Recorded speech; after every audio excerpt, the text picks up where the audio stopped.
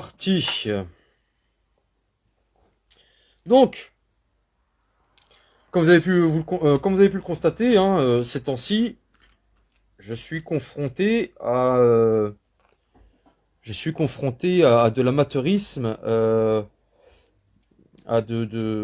l'amateurisme, à de la mauvaise foi, à de la calomnie, etc. Et en termes de débats interreligieux et en termes d'études interreligieuses, c'est juste inacceptable. C'est juste inacceptable. Donc, ce qu'on va faire, c'est qu'on va répondre à ces individus. On va pas les nommer. On va répondre à ces individus en leur faisant un cours. C'est-à-dire qu'on va leur faire comprendre qu'on n'a pas du tout la même méthodologie de travail qu'eux. Nous sommes sérieux. Vous voyez, nous, on va pas retrancher des documents, par exemple, comme on va le voir ce soir.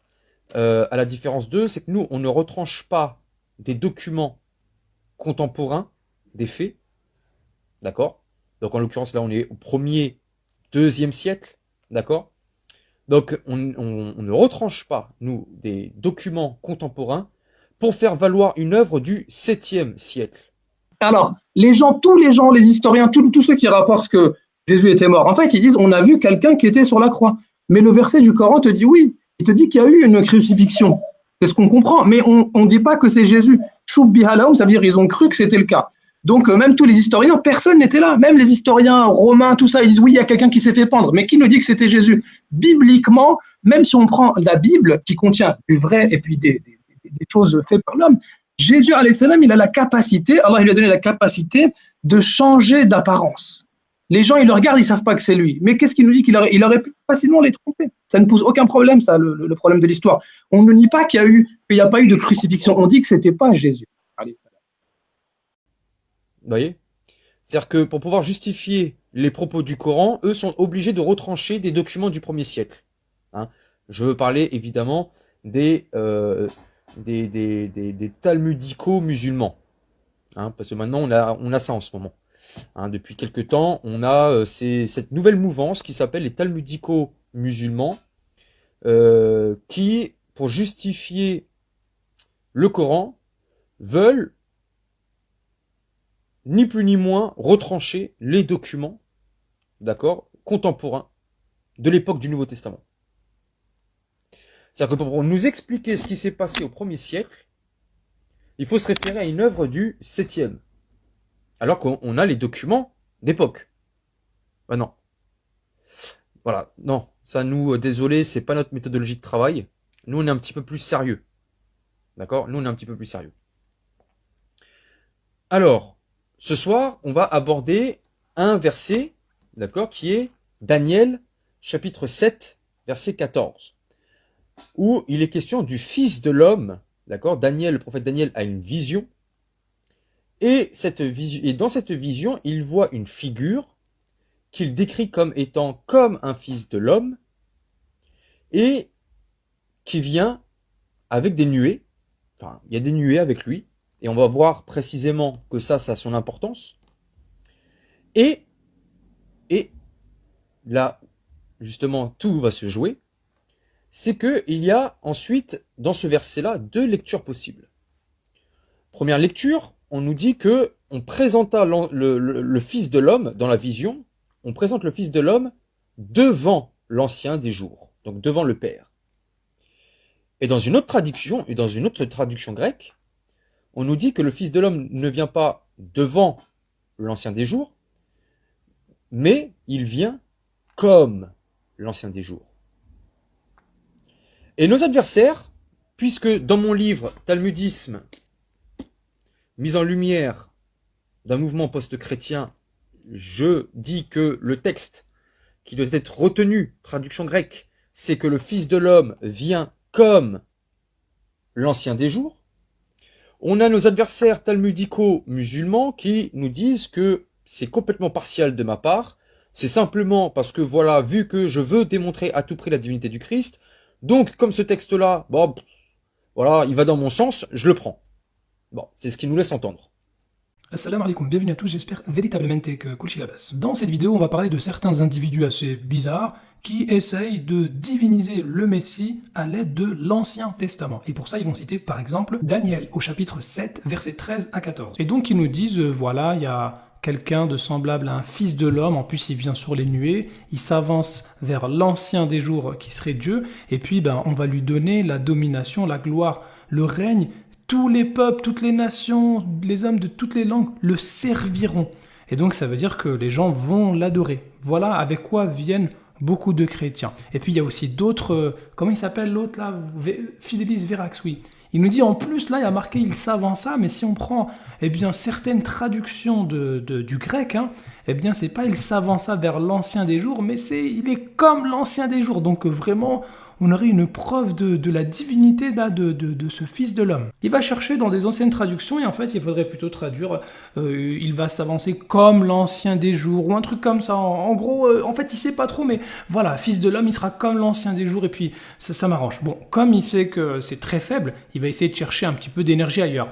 Et il va dire, ah oui mais regardez ici là, servir, en araméen, c'est Pélar. Et Pélar, c'est une servitude d'adoration qui est réservée à Dieu seul. C'est ce que nous dit Fidélis. Et donc, ça veut dire que le Fils de l'homme, même si j'ai un peu de mal à montrer que là c'est comme, au moins je vais me rattraper ici. Ça, c'est très très important. Donc, le Fils de l'homme, il va être servi, servitude d'adoration. Fin du débat, le Messie est Dieu. Bah non. Non. On n'est pas comme vous. On ne choisit pas ce qu'on veut. C'est-à-dire que nous avons une méthodologie de travail qui consiste à prendre en compte non pas les textes en tant que tels, mais les textes tels qu'ils furent abordés et compris à l'époque étudiée. Donc en l'occurrence, nous sommes au 1er, 2e siècle. Et nos adversaires talmudicaux musulmans ont tout simplement retranché 16 pages de mon livre qui justement nous amenaient à la traduction du Fils de l'homme venant comme l'ancien des jours. Ok ? Et donc, ce soir, on va aborder ces 16 pages que nos adversaires talmudicaux musulmans ont omis de dire, d'énoncer, de montrer à leur public. Voilà. Donc, ils vont se prendre une petite correction dans cette vidéo. D'accord ? Dans ce petit live, ils vont se prendre une petite correction parce qu'on va, après, on va mettre ça sur YouTube.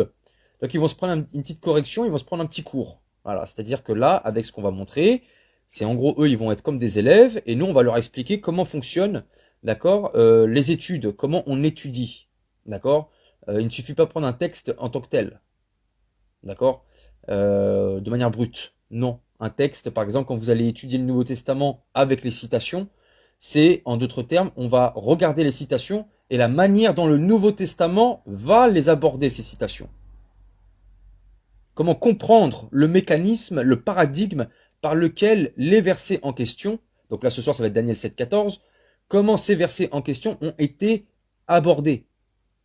Ça, nos amis n'arrivent pas à comprendre, n'arrivent pas à saisir parce qu'ils n'ont pas les outils nécessaires pour étudier, tout simplement.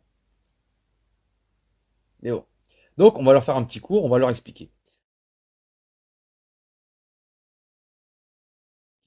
Alors déjà, première erreur qu'ils font, quand on est, je ne sais pas si vous avez pris la peine d'écouter leur vidéo, mais ils pensent, enfin ils font croire plutôt, que j'aborde Daniel 7,14 de manière brute, comme ça, ex nihilo.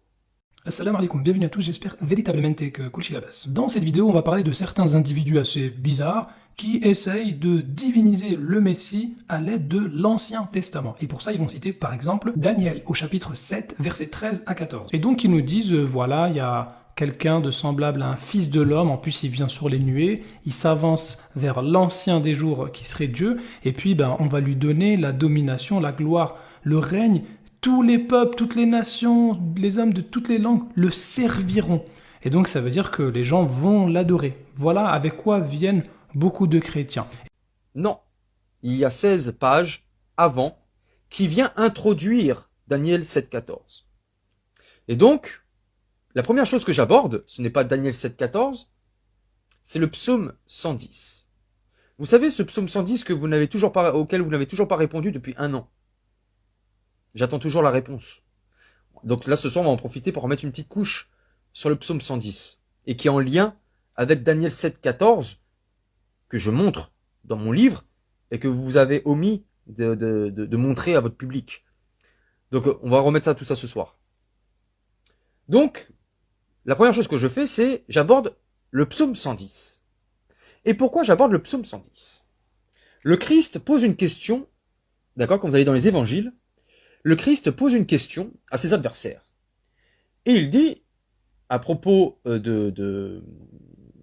à propos du Christ, à propos du Messie, on lit en Matthieu, je cite, comme les pharisiens étaient assemblés, Jésus les interrogea en disant, que pensez-vous du Christ? De qui est-il fils? Il pose la question, de qui est-il fils? De qui est-il fils? Ils lui répondirent, de David. Et Jésus leur dit, comment donc David, animé de l'esprit, l'appelle-t-il Seigneur, lorsqu'il dit, le Seigneur a dit à mon Seigneur, assis-toi à ma droite, jusqu'à ce que je fasse de tes ennemis ton marchepied. Si donc David l'appelle Seigneur, comment est-il son fils? Nul ne put lui répondre un mot. Et depuis ce jour, personne n'osa plus lui proposer des questions. Là, le Christ pose une question à propos du psaume 110.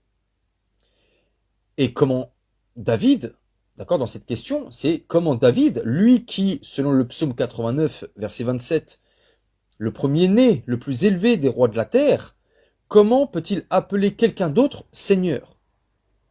Lui qui, à l'époque, était le premier-né, le roi le plus élevé de toute la terre, selon le psaume 89.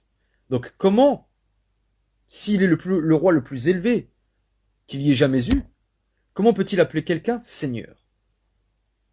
Et ça, c'est toute la question centrale que les musulmans éludent, ne veulent pas entendre parler. Ils ne veulent pas des conséquences. C'est pas grave, on va vous les mettre quand même les conséquences. En parallèle à cette question-là du Christ, il y a une polémique théologique qui, toujours sur le psaume 110, qui consiste à dire que, pour nier la divinité du Christ, à dire, oui, au psaume 110, il est dit, le Seigneur dit à mon Seigneur, et quand il est dit à mon Seigneur, c'est Adoni. Et Adoni, ça ne se réfère qu'aux créatures.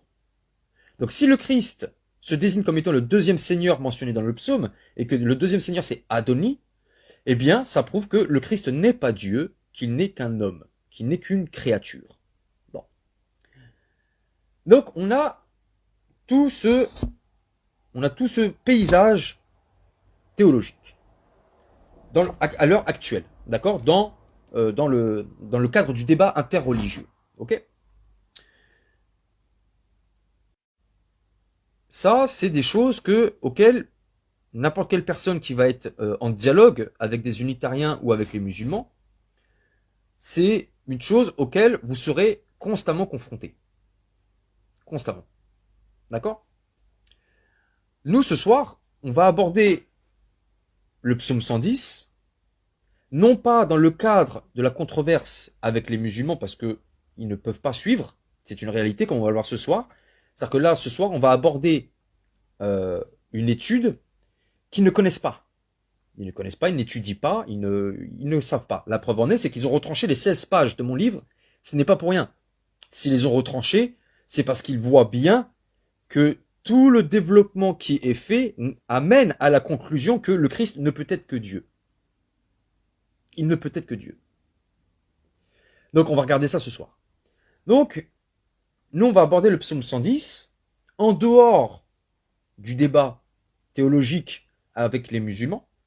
Nous, on va s'intéresser au psaume 110 tel qu'il fut abordé à l'époque de notre Seigneur et à la période apostolique. Donc on est 1er, 2e siècle. D'accord?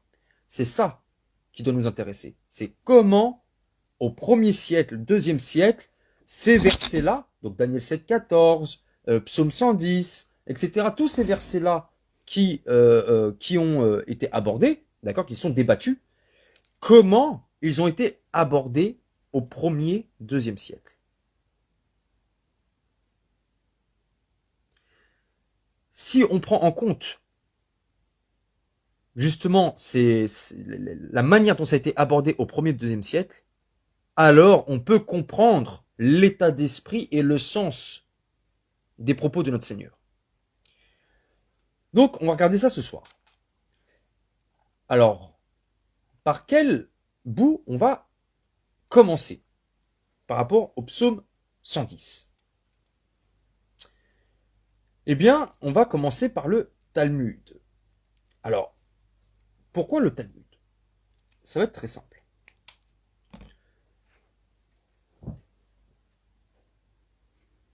Dans mon livre, d'accord, Talmudisme, je ne suis pas là pour prouver que Jésus est Dieu.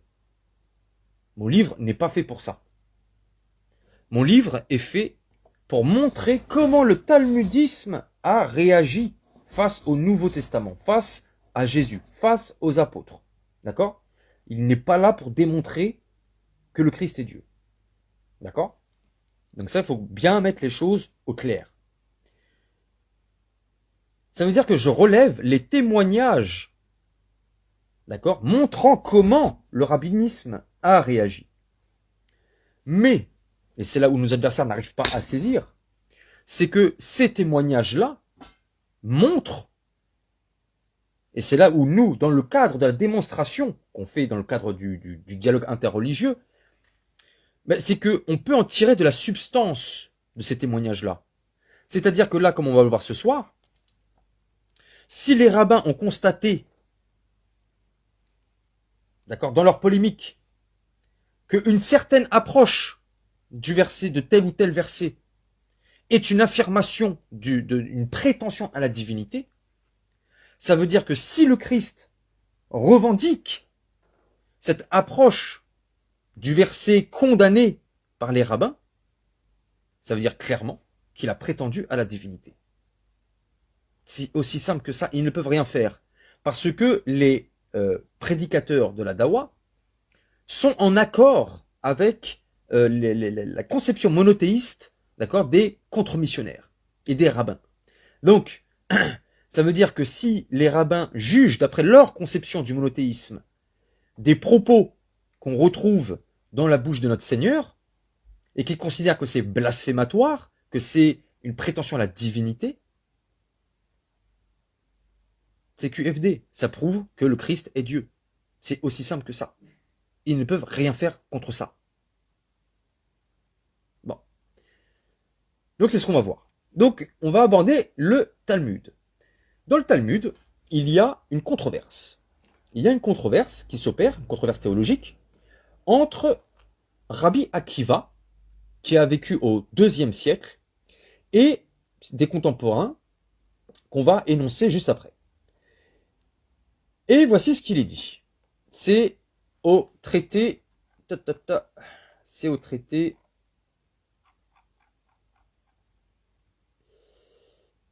Sanhédrin 38b. D'accord? C'est dans le Talmud de Babylone, traité Sanhédrin 38b. Donc, je cite, Rabbi Yohanan dit, n'importe quel endroit de la Bible d'où les hérétiques tentent de prouver leur hérésie, donc là, on est en pleine controverse, on est en pleine polémique, d'accord, avec des hérétiques. N'importe quel endroit de la Bible d'où les hérétiques tentent de prouver leur hérésie, c'est-à-dire qu'il y a plus d'un Dieu. Donc là, on est sur la question de la divinité et du monothéisme. La réponse à leurs revendications est à leur côté, c'est-à-dire à proximité immédiate des versets qu'ils citent. Ok. Le verset déclare que Dieu a dit « Faisons l'homme à notre image ». Genèse 1,26, en employant le pluriel. Donc là, il veut faire comprendre que les hérétiques utilisent Genèse 1,26 pour dire, regardez, il est dit « Faisons l'homme à notre image ». Donc ça veut dire que le « faisons », le pluriel, veut dire qu'il y a plusieurs dieux. Ok? Et là, le Talmud répond, mais il déclare ensuite « Et Dieu créa », donc « bara », à son image. Genèse 1,27, employant le singulier. Donc, il vient dire ici, il veut faire comprendre ici que la conjugaison au singulier bara annule la prétention des hérétiques en disant qu'il y a plusieurs dieux, puisque le verbe est à la troisième personne du singulier. Il continue. Le verset déclare que Dieu a dit « Allons, descendons, et là confondant leur langue. Genèse 11, 7. Mais il déclare aussi, et le Seigneur est descendu pour voir la ville et la tour. Genèse 11, 5. Donc là encore, il y a un singulier qui vient annuler la prétention des hérétiques, qu'il y ait plusieurs dieux. Le verset déclare au pluriel, là Dieu lui fut révélé quand il fuya le visage de son frère. Genèse 35, 7. Alors révélé ici, c'est au pluriel. Mais il déclare aussi au singulier, à Dieu qui répond, donc répond, troisième personne singulier, moi au jour de ma détresse. Genèse 35, 3. Donc, vous avez compris, en fait, il y a un jeu de correspondance, c'est-à-dire que on a, selon le Talmud, des hérétiques qui présentent des versets où il y est question de verbes conjugués au pluriel, et ce serait Dieu qui parle. Donc, pour les hérétiques, il serait question de plusieurs dieux. Et le Talmud répond en disant, mais regardez les versets suivants, il y a un singulier. Il y a un singulier. Ça veut dire que non, il n'y a qu'un seul Dieu. Ok. On continue. Le rabbin Yohanan cite plusieurs exemples où la contre-revendication se trouve dans le même verset que la revendication des hérétiques. Le verset déclare « Car quelle nation y a-t-il de si grande qui a Dieu de si près d'eux que le Seigneur notre Dieu l'est chaque fois que nous l'invoquons » Deutéronome 4, 7. Ou le terme « proche », quand il est dit « Car quelle nation y a-t-il de si grande qui a Dieu près d'eux que le Seigneur notre Dieu l'est à chaque fois que nous l'invoquons » Donc, si près d'eux. Ici, c'est proche, proche d'eux. Et donc, il souligne ici que c'est au pluriel. D'accord? Mais il dit, mais le terme sur lui est écrit au singulier. Un autre verset déclare, et qui est comme ton peuple, comme Israël, une nation une sur la terre, que Dieu est allé racheter à lui-même pour un peuple. 2 Samuel 7, 27, comme peuple. Où le terme est allé, quand Dieu est allé chercher, est allé est écrit au pluriel. Mais le terme lui-même est écrit au singulier. On a un autre verset, déclare, et là, écoutez bien, là, c'est là où ça va démarrer. Écoutez bien. Un autre verset déclare, j'ai vu jusqu'à ce que des trônes aient été placés. Et celui qui était ancien des jours s'est assis. Daniel, chapitre 7, verset 9. Donc là, on rentre dans le chapitre 7. Où le terme trône est écrit au pluriel, mais le terme assis est écrit au singulier. Ok. Donc là, on va avoir tout un développement qui va suivre à propos de ce passage de Daniel 7.9. Pourquoi? Je vais vous le lire, mais là je vous fais une petite glose. C'est parce que, même s'il est écrit assis au singulier, ça n'explique pas la pluralité de trônes. Puisqu'il est dit qu'il y a plusieurs trônes. Et eux veulent souligner, oui, mais c'est écrit au singulier. Mais oui, mais ça n'explique pas la pluralité des trônes. Et donc, à partir de là, ils vont développer. Ils vont essayer d'expliquer pourquoi il y a plusieurs trônes. Et ça rentre dans une polémique. Et vous allez voir, c'est pas anodin.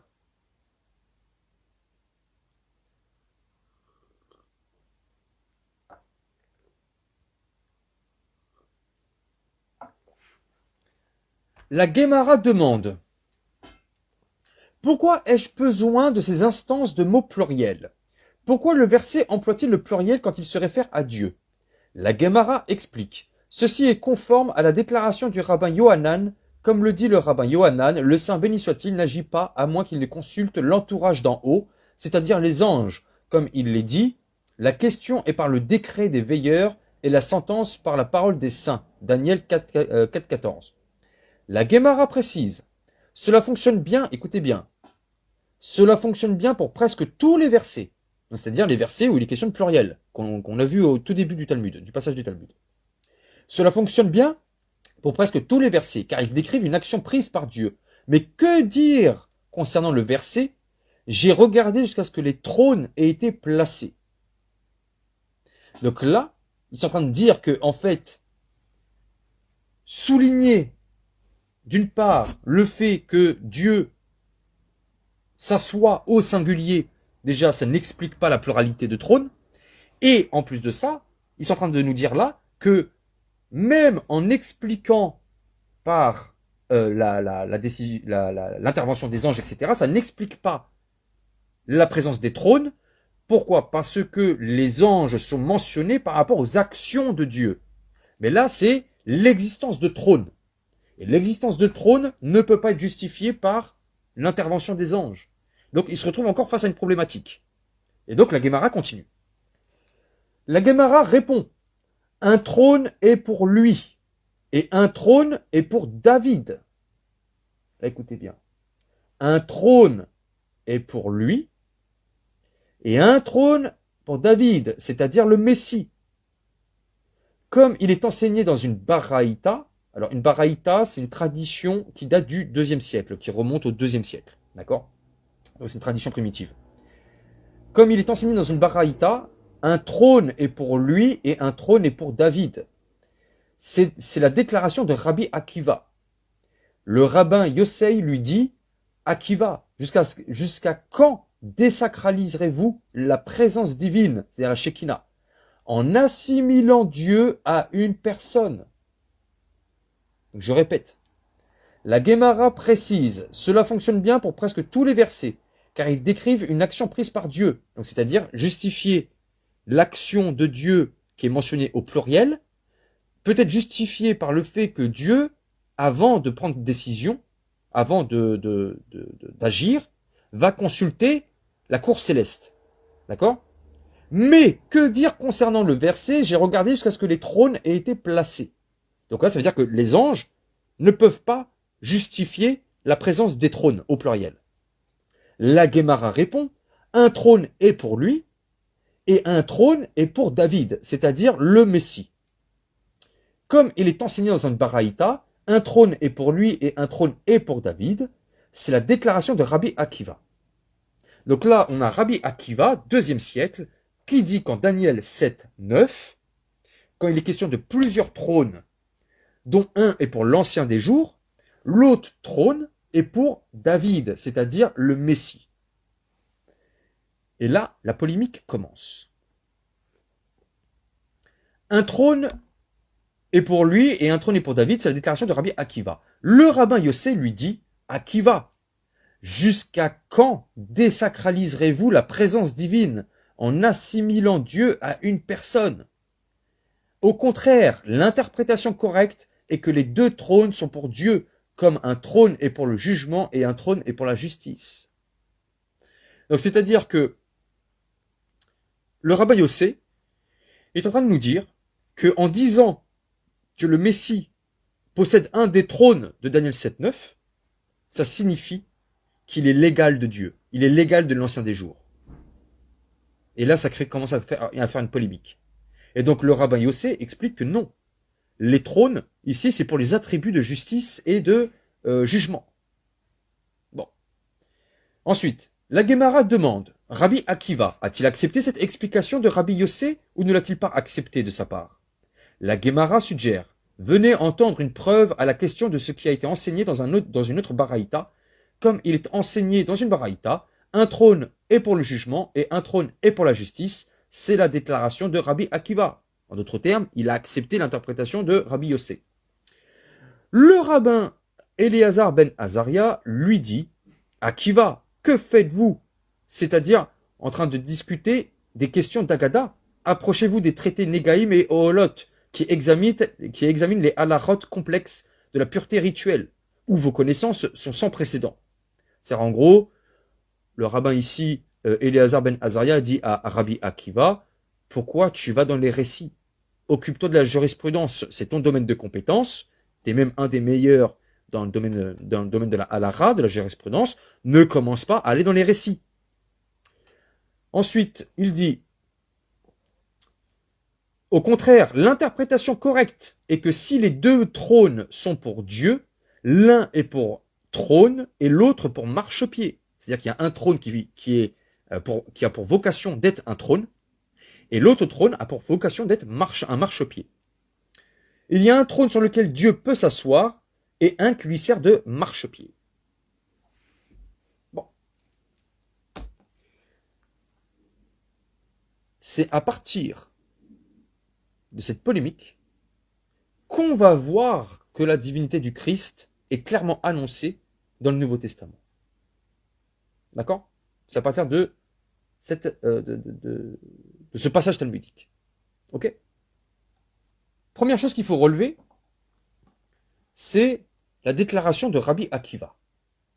Donc, on leur avait posé la question, que signifient les trônes en Daniel 7.9? Et Rabbi Akiva dit, il y a un trône pour Dieu, et il y a un trône pour David. Pourquoi parle-t-il de David? Pourquoi parle-t-il de David, c'est-à-dire le Messie?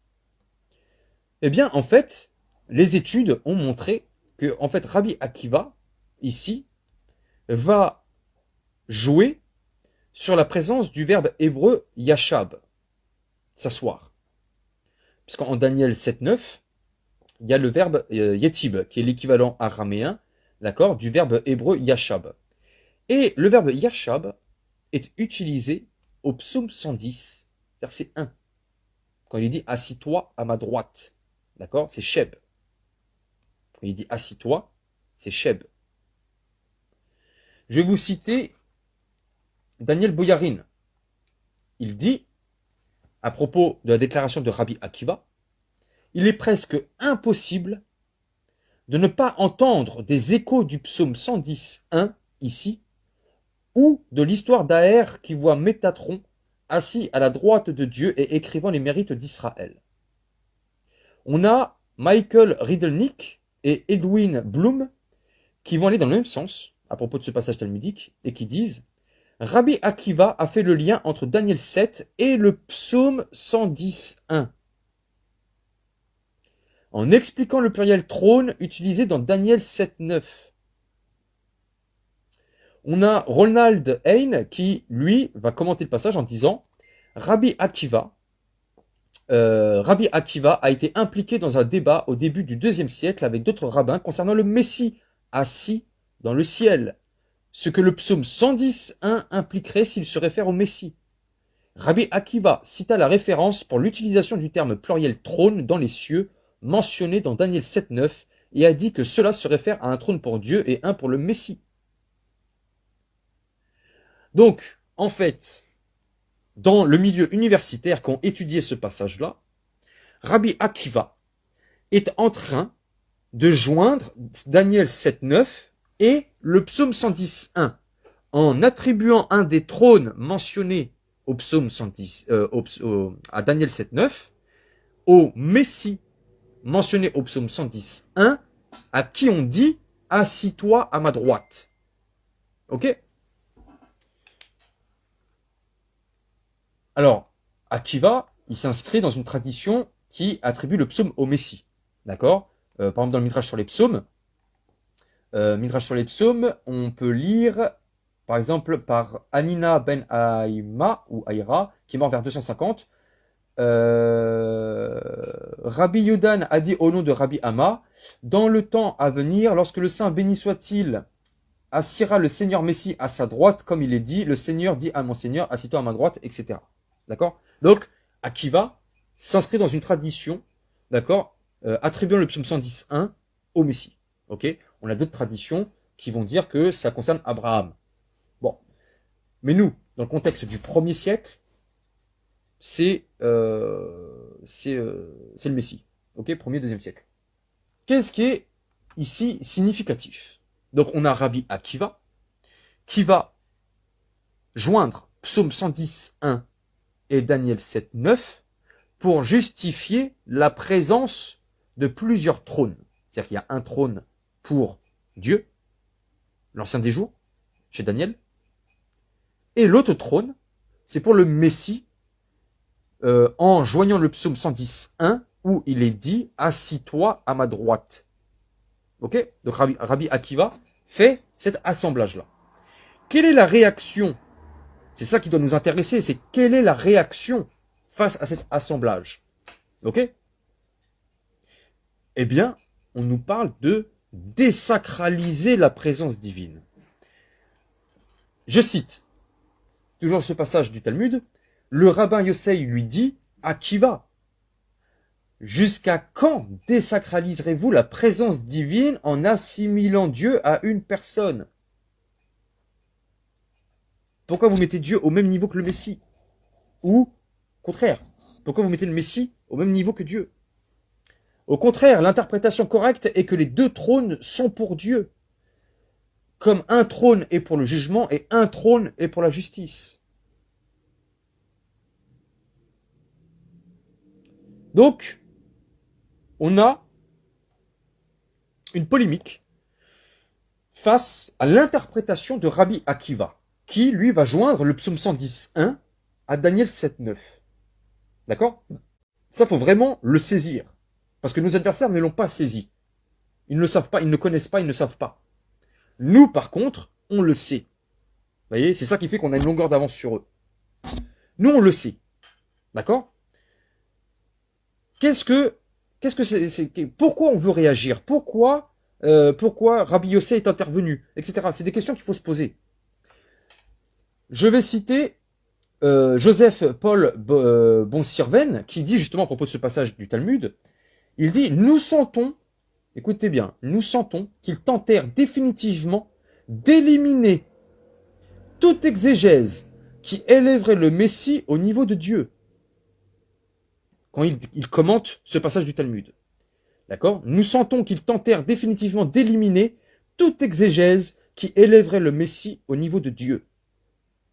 Donc, on répond à Akiva que, en joignant le psaume 110.1 à Daniel 7.9, comme il le fait, c'est-à-dire en disant qu'un trône est pour l'ancien des jours et l'autre trône est pour le Messie, eh bien, il dit qu'il met, on lui reproche que on lui reproche de mettre le Messie au même niveau que Dieu. Et donc on lui parle de blasphème, puisqu'on dit tu désacralises la présence divine, d'accord, en mettant Dieu au même rang qu'un homme, d'accord. Alors c'est un euphémisme pour dire en fait tu mets un homme au même rang que Dieu, ok. Donc là, c'est là où ça va devenir très intéressant. D'accord? C'est là où ça va devenir très intéressant. On a, en parallèle de ça, de cette polémique-là, on a un autre texte midrashique qui, justement, va essayer de dissocier le psaume 110 de Daniel 7. D'accord? C'est dans le Midrash Tanuma. Voici ce qu'il est dit. Les hommes, écoutez bien, les hommes qui ont leur égal s'assoient à la droite ou à la gauche. D'accord? Donc, les hommes qui ont leur égal s'assoient à la droite ou à la gauche d'un roi mortel.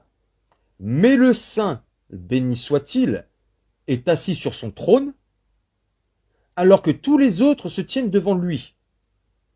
Comme il est dit, j'ai vu Yahvé assis sur son trône, et toute l'armée des cieux se tenait auprès de lui, à sa droite et à sa gauche. D'accord? 1 Roi 22, 19. Et ailleurs, 10 000 millions se tenaient en sa présence. Daniel 7, 10. Donc le verset juste après, Daniel 7, 9. Ça veut dire que là, le Midrash fait quoi comme approche? Il est en train de dire qu'en Daniel 7, 9, il n'y a personne d'autre que Dieu sur les trônes. Puisqu'en Daniel 7, 10, il est dit que 10 000 millions se tenaient en sa présence. Ok? Donc, ils ne veulent pas voir en Daniel 7, 9 une situation semblable où les hommes qui ont leur égal s'assoient à la droite ou à la gauche d'un roi mortel. D'accord? Est-ce que vous comprenez? D'accord? Il y a toute une polémique, il faut vraiment bien comprendre. D'accord? Il faut vraiment bien saisir, d'accord, les polémiques qui ont existé et qui nous permettent de comprendre certaines situations qui se trouvent dans le Nouveau Testament. Et ça, nos adversaires talmudico-musulmans n'arrivent pas à le saisir, n'arrivent pas à le comprendre. Donc là, on est en train de leur faire un cours. Donc, on voit bien là, on a tout le lexique qui se rapproche du psaume 110. D'accord? Quand il est dit, les hommes qui ont leur égal s'assoient à la droite ou à la gauche d'un roi mortel. Mais le saint, béni soit-il, est assis sur son trône, alors que tous les autres se tiennent devant lui. Ça renvoie à la thématique du psaume 110. Bon. Donc, le texte midrashique ici exclut l'idée, d'accord, qu'on puisse s'asseoir à la droite de Dieu. Le texte rabbinique ici exclut l'idée qu'on puisse s'asseoir à la droite de Dieu. Bon. Et pour justifier ça, ils vont justement mettre en antagonisme Daniel 7.10, ce qui implique Daniel 7.9. D'accord? C'est-à-dire que là où Akiva va vouloir joindre les deux, eh bien là, on a le Midrash Tanuma qui va vouloir mettre en opposition les deux. D'accord? Donc, dans tout ce contexte, là c'est très intéressant. On va s'intéresser, parce que, on va faire une petite incise, pourquoi cette interprétation du psaume 110, d'accord, joint à Daniel 7.9, pourquoi on le met dans la bouche de Akiva? Parce qu'on nous dit que c'est Akiva qui a affirmé que en Daniel 7.9, les trônes sont pour l'ancien et pour le Messie. D'accord? Et on voit que il se prend des scuds. Clairement, il se prend des scuds. C'est en gros, on commence à le casser. Alors, pourquoi lui? C'est très simple. C'est que Rabbi Akiva est connu pour s'être trompé sur la question du Messie. Il avait affirmé que Bar Kokhba, qui avait mené la seconde révolte judéo-romaine, Rabbi Akiva avait affirmé que le meneur de cette guerre-là était le Messie. Ils se sont gourés, il s'est gouré. D'accord? Donc, si vous voulez, Akiva, c'est un peu l'archétype du mec qui va se gourer sur le Messie. C'est un peu l'archétype. Vous voyez, c'est celui qui a cru voir le Messie, etc., puis il s'est gouré. Donc ça veut dire que faut pas prendre en compte ce qu'il va dire à propos du Messie. Il se gourre. Vous voyez? Faut y voir, c'est comme ça que je le vois. Moi, c'est comme ça que je le vois. Je vois qu'on lui a mis dans la bouche parce que, justement, la figure d'Akiva, c'est la figure qui se trompe sur la personne du Messie. Parce qu'on sait que il a voulu reconnaître en Bar Kokhba le Messie et il s'est complètement gouré. Ok? Alors, je vais vous citer aussi Daniel Boyarin. Il dit « Ce n'est pas trop suggéré, je pense, que la pression contre la position de Rabbi Akiva fut générée par le durcissement de la théologie du Logos et ses variantes de la Christologie, comme cela commençait à prendre place au IIe siècle. » Bon, bref. Donc, là, ça va devenir très intéressant. Pourquoi? Donc, comme je vous l'ai dit, le psaume 110 a été joint à Daniel 7.9, d'accord, dans le Talmud. D'accord? C'est-à-dire qu'il y a une polémique qui apparaît en démarrant par une exégèse qui consiste à assembler le psaume 110 à Daniel 7.9. Ok? Et donc, la polémique, justement, consiste à dissocier les deux. Ils ne veulent pas entendre parler de cet assemblage-là. Ok? Mais ça veut dire quoi? Mais ça veut dire que le psaume 110, 1, le Seigneur dit à mon Seigneur. Eh bien, selon l'exégèse qu'on va suivre, c'est-à-dire soit on joint à Daniel 7, soit on dissocie, eh bien, la lecture du psaume va changer. Quand il est dit, le Seigneur dit à mon Seigneur, dans le texte hébraïque, ça fait Yahvé dit à Adon. Et c'est sous forme possessive. Si vous voulez dissocier, et que dans une perspective théologique, vous considérez le Messie comme une créature, vous allez dire, dis à Adoni, c'est-à-dire mon roi, ou à mon Seigneur, mais Adoni, c'est uniquement pour désigner une créature. Par contre, à partir du moment où vous joignez le psaume 110 à Daniel 7.9, et que donc vous dites qu'un des trônes est pour le Messie, et qu'il est à la droite de Dieu, et donc il est son égal, parce que c'était ce qui était compris, d'accord, par les rabbins qui étaient dans la polémique, eh bien, ça veut dire qu'il ne faut pas lire Adoni, mais Adonai. Et regardez bien, Rabbi Yossé avait dit, face aux propos de Rabbi Akiva, qu'il désacralisait la Shekinah, la présence divine. La Shekinah. D'accord? En disant que tu mets au même rang Dieu et un homme. Ok? Eh bien, regardez bien. lorsque le psaume 110.1 est appliqué à la Shekinah, que Rabbi Akiva aurait blasphémé, en disant que le Messie est assis à la droite de Dieu, et donc il y a un des trônes de Daniel 7.9 qui est attribué au Messie, eh bien lorsque le psaume 110.1 est attribué à la Shekinah, c'est-à-dire que le deuxième Seigneur, mon Seigneur dit à mon Seigneur, lorsque ça désigne la Shekinah, eh bien c'est lu avec Adonai, et pas avec Adoni. Je prends le Zohar. Dans le Zohar, on va attribuer le psaume 110.1 à la Shekinah. Et quand il est dit « Mon Seigneur dit à mon Seigneur », mon Seigneur, ici ce n'est pas Adoni, c'est Adonai. Donc le psaume 110.1 peut être lu de deux manières. Soit Adoni, soit Adonai.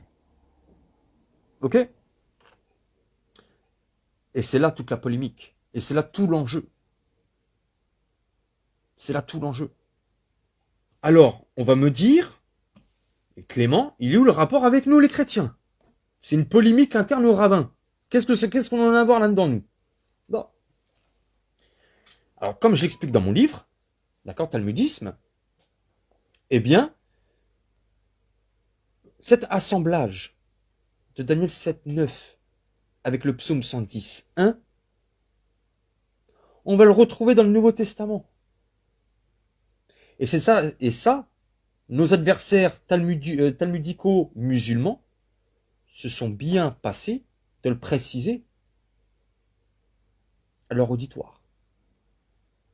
Lorsque le Christ se présente devant le Sanhédrin et que le grand prêtre lui dit « Es-tu le Messie, le fils du Dieu, le fils du Dieu béni ?»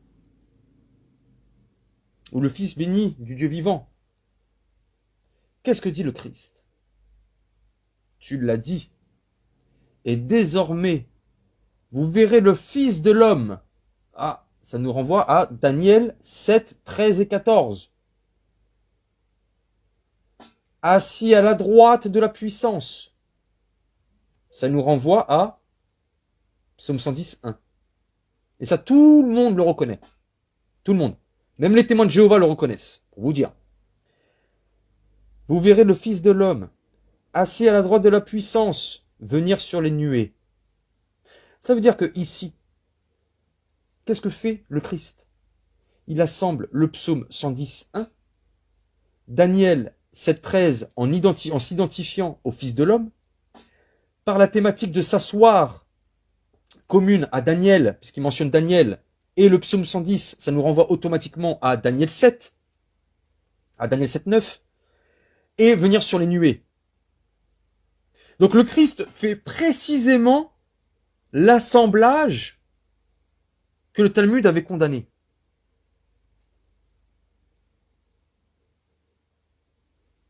Et quelle est la réaction du grand prêtre? Eh bien, exactement comme celle du rabbin Yossei. Le rabbin Yossei avait dit quoi? Jusqu'à quand désacraliserez-vous la présence divine? En faisant cet assemblage-là. Quand le Christ dit « Désormais vous verrez le Fils de l'homme assis à la droite de la puissance et venir sur les cieux », donc c'est assemblage de Daniel 7 et du psaume 110.1, qu'est-ce que fait qu'est-ce que fait le grand prêtre? Il se déchire les vêtements, il dit « Il a blasphémé ». Donc lorsque le Christ, notre Seigneur, dit le Fils de l'homme sera assis à la droite de la puissance et viendra sur les cieux, les nuées des cieux, il prétend être l'égal de Dieu. Et le Talmud, où il y a eu polémique, le montre très clairement. Quand Caïphe se déchire les vêtements et crie au blasphème, c'est exactement la même réaction que Rabbi Yossei face à Akiva qui lui faisait le même assemblage. Et on lui disait, tu as désacralisé la présence divine en assimilant Dieu à une personne. C'est QFD. Nous ne cherchons pas à prouver quoi que ce soit. On ne fait que regarder ce qui s'est passé. On regarde comment des versets ont été abordés. Quelles ont été les réactions. Et il s'avère que notre Seigneur a fait exactement le même assemblage. Et il y a eu exactement la même réaction.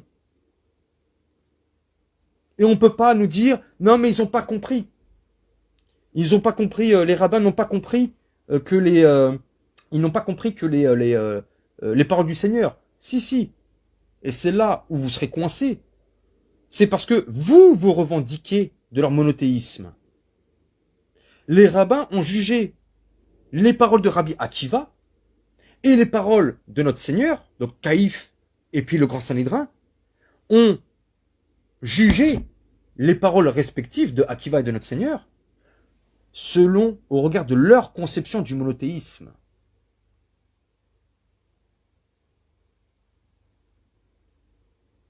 Donc si leur monothéisme n'est pas bon, par définition, tout est faux. Leur conception de l'idolâtrie est fausse, et de leur monothéisme aussi. Donc au nom de quoi, dans ce cas-là, les rabbins seraient une référence? C'est clair, net et précis. On peut pas éviter l'inévitable. Le Christ a eu exactement un siècle avant, l'interprétation qu'avait proposée Akiva devant des collègues. Akiva s'est fait rembarrer en lui disant, tu es en train de désacraliser la Shekinah parce que tu mets Dieu, tu assimiles Dieu à une personne. En d'autres termes, tu mets Dieu au même niveau que le Messie. C'est intolérable.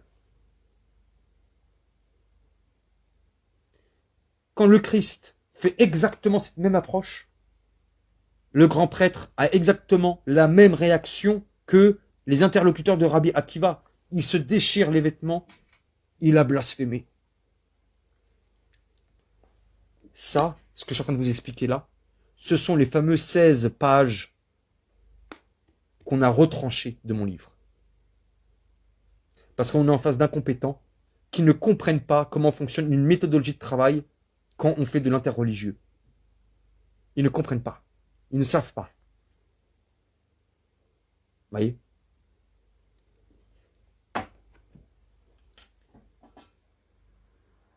Et là, ça nous amène sur le texte grec. Ça nous amène sur le texte grec.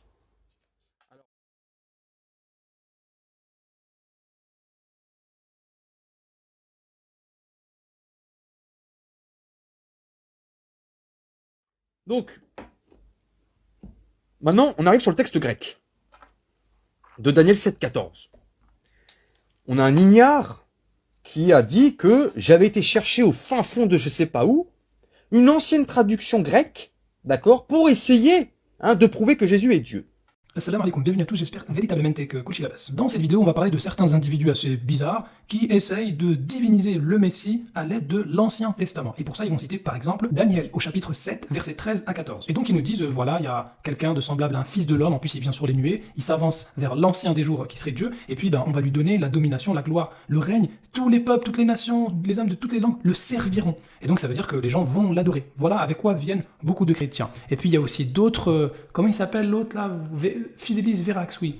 Il nous dit en plus, là, il y a marqué il s'avança, mais si on prend certaines traductions du grec, eh bien, c'est pas il s'avança vers l'ancien des jours, mais il est comme l'ancien des jours. Donc vraiment, on aurait une preuve de la divinité là, de ce fils de l'homme. Bon, Fidelis Verax, lui, ce qu'il essaye de faire tout d'abord, c'est de faire croire aux gens que le fils de l'homme en question, il sera comme l'ancien des jours. Et donc ce sera son égal, et puis il va faire un couscous de traduction, bien évidemment, il va essayer de chercher dans des anciennes traductions grecques, et qu'en fait il faudrait pas traduire il s'avança vers l'ancien des jours, comme tout le monde le fait pourtant, mais bon, Fidelis, on le connaît, on sait que c'est un découpeur, Comme il sait que c'est très faible, il va essayer de chercher un petit peu d'énergie ailleurs, et il va dire, ah oui mais regardez ici là, servir, en araméen, c'est Pélar. Et Pélar, c'est une servitude d'adoration qui est réservée à Dieu seul. C'est ce que nous dit Fidelis.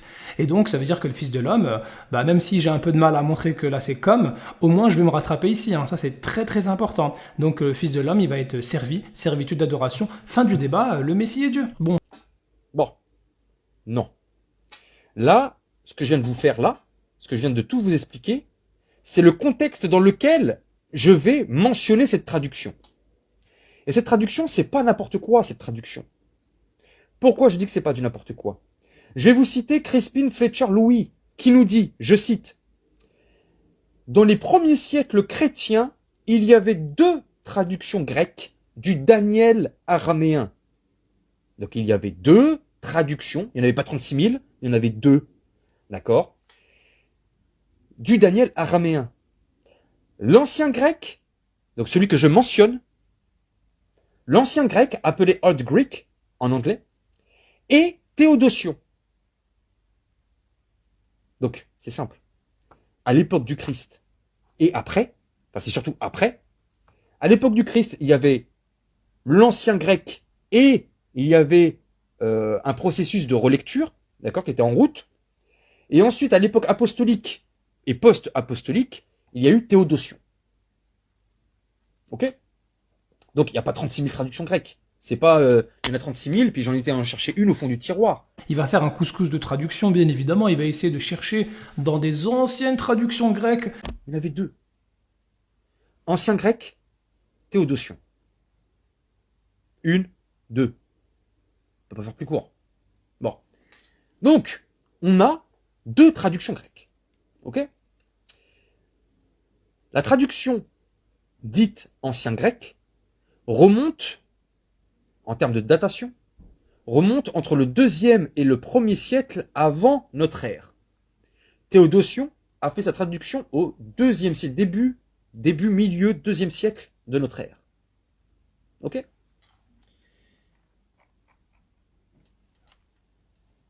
Pourquoi, dans tout ce contexte, pourquoi je fais valoir l'ancien grec plutôt que la version de Théodotion?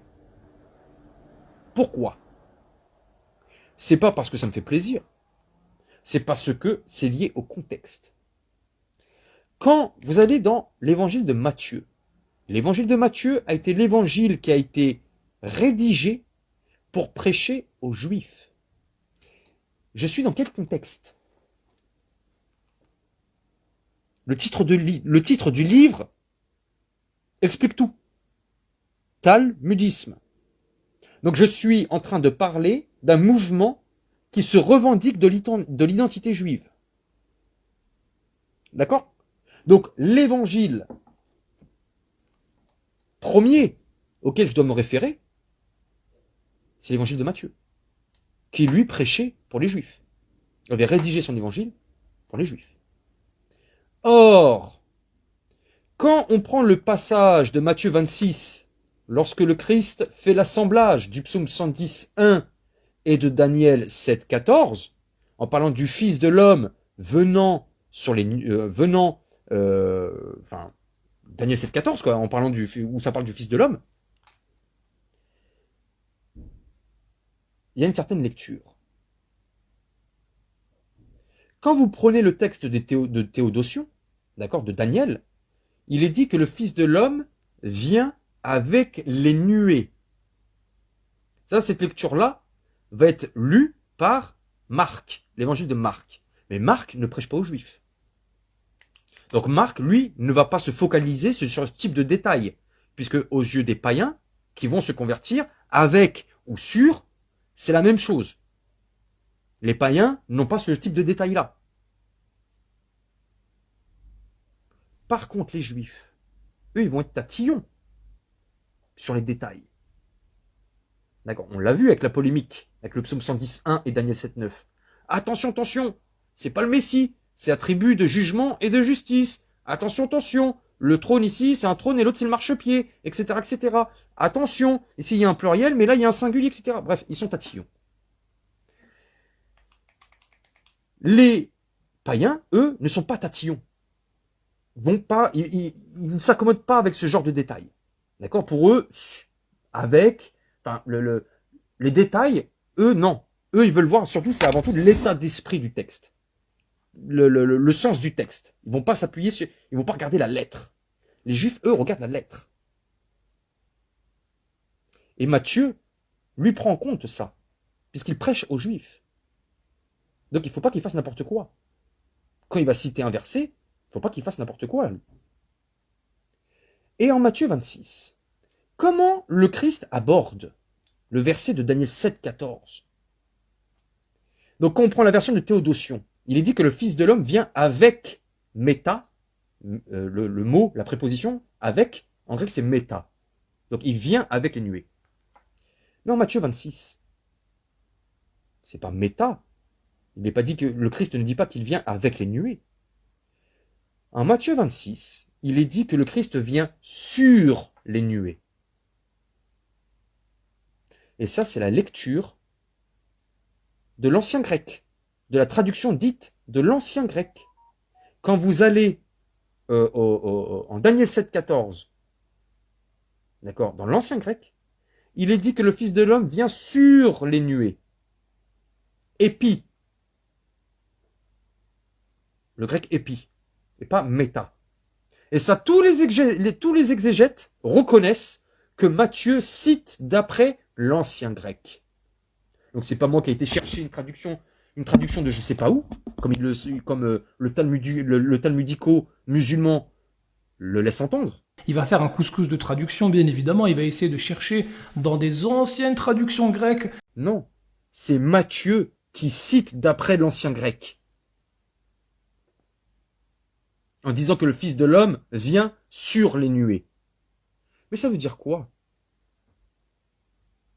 Ça veut dire que, quand on prend le verset de Daniel 7,14 d'après l'ancien grec, là par contre il n'est pas dit qu'on on fit avancer le Fils de l'homme devant l'ancien des jours, Eos.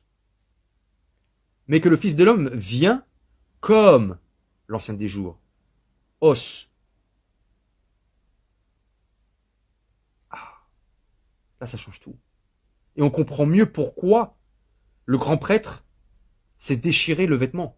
Parce qu'il savait très bien, dans le contexte du 1er siècle, il savait très bien ce que ça impliquait de se référer et de s'identifier au Fils de l'homme.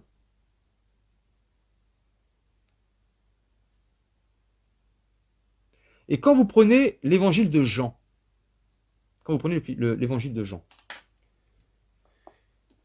là encore, le talmudico-musulman ne le dit pas, mais c'est que l'ancien grec est aussi une référence pour l'évangile de Jean. En Jean, chapitre 5, verset 27, d'accord? En Jean, chapitre 5, verset 27, il est dit, « Le Père ne juge personne. Le Père ne juge personne. Mais il a remis tout jugement au Fils. Afin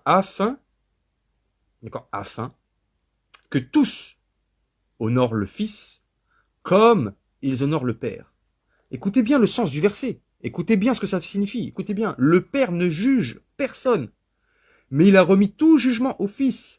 Afin, c'est-à-dire dans le but que tous honorent le Fils comme ils honorent le Père.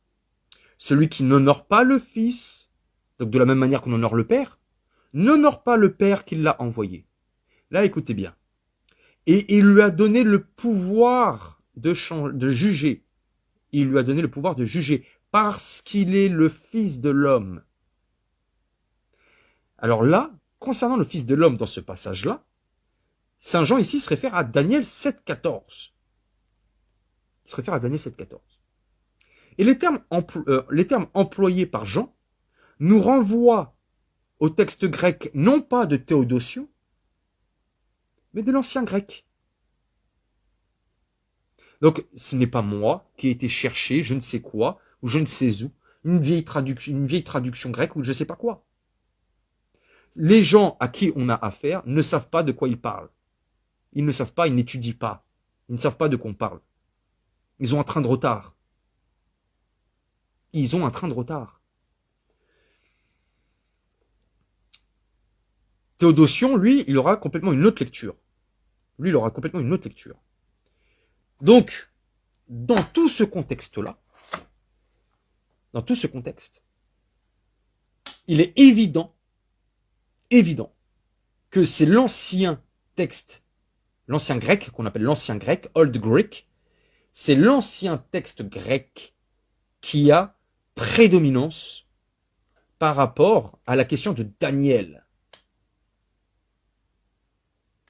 Quand, en Matthieu 26, il est dit que le Fils de l'homme sera assis à la droite de la puissance et viendra sur les nuées, c'est une addition du psaume 110.1 et de Daniel 7,14 selon la lecture de l'ancien grec. Et ça, nos amis talmudico-musulmans sont passés à côté. Pourquoi? Parce qu'ils ne lisent pas le grec. C'est une réalité. Ils ne lisent pas. Ils ne savent pas. Et ils sont là, ils veulent donner des leçons à tout le monde. Vous êtes des amateurs. C'est une réalité. Vous êtes des amateurs. Donc là, on a mis en contexte, on a mis en lumière tout le contexte, d'accord, de la revendication du texte de l'ancien grec, et on a montré, justement dans ce contexte-là, pourquoi l'ancien grec a été utilisé dans mon livre. Parce que ça rentre dans la polémique que j'ai mentionnée avec le Talmud et avec le procès du Christ, où le Christ fait exactement le même assemblage que Rabbi Akiva.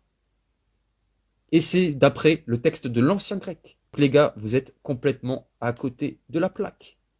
Complètement.